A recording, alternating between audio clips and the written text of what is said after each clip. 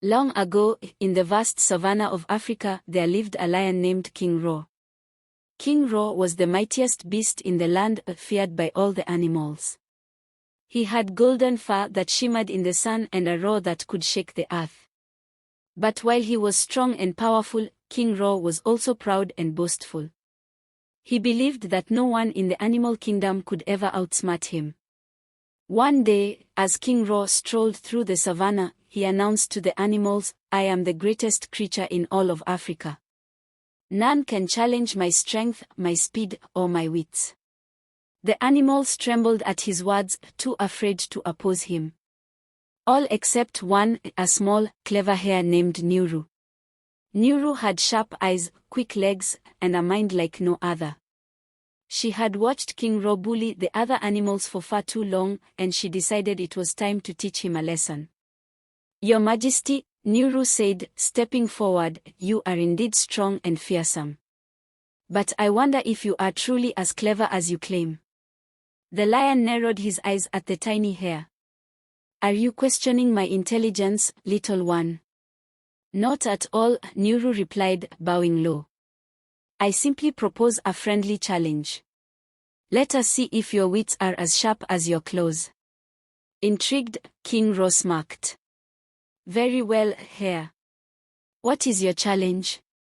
Nuru thought for a moment and then said, "We shall play a game of riddles.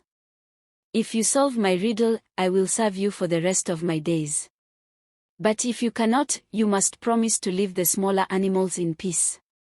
The lion roared with laughter. "You think your tiny mind can outwit mine?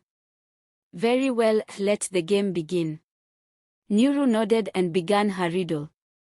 "I am not alive, but I grow. I do not have lungs, yet I need air. I have no mouth, but I can devour. What am I?" King Roar furrowed his brow and paced back and forth. He growled, trying to think. Minutes turned into hours, and the other animals gathered around to watch.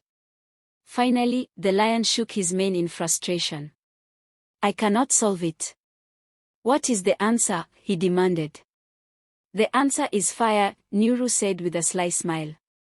The animals cheered, for they knew Nuru had won. But King Roar was not pleased. "That was too simple," he grumbled. "Let us try another." Nuru agreed. "This time, Your Majesty, I will let you pose the riddle." King Roar grinned, thinking he would stump the clever hare. "What walks on 4 legs in the morning, 2 legs at noon, and 3 legs in the evening?" Nuru smiled again, for she knew the answer. "That is man. As a baby, he crawls on 4 legs. As an adult, he walks on 2. And in old age, he uses a cane, making it 3. King Roar was stunned. He had been bested once again. Finally, Nuru said, "Your Majesty, I propose one last challenge. If I win, you must step down as king for a day and let the animals live freely. Do you agree?" The lion, though humiliated, could not refuse. "What is your challenge, hare?" "Follow me to the great baobab tree," Nuru said. The lion followed Nuru to the massive tree, its branches stretching high into the sky. At its base was a small, dark hole. Inside this hole, Nuru explained, is the most delicious fruit in all the savanna. If you can fit inside and bring it out, you will win.